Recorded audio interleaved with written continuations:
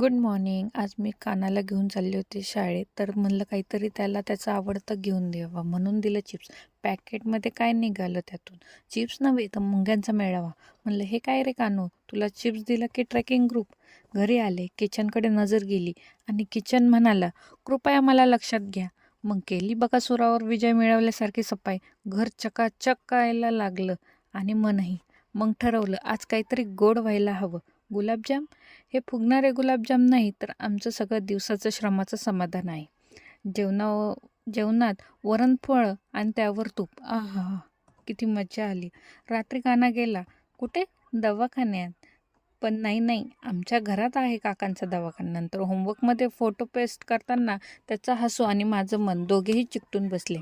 खेळला, हसला आणि 12:30ला शांत झोपला. मी मात्र त्याचा ते झोपलेला चेहरा बघत राहिले, कारण घरातला सगळ्यात सुंदर गुलाबजाम माझ्या कुशीत झोपला होता.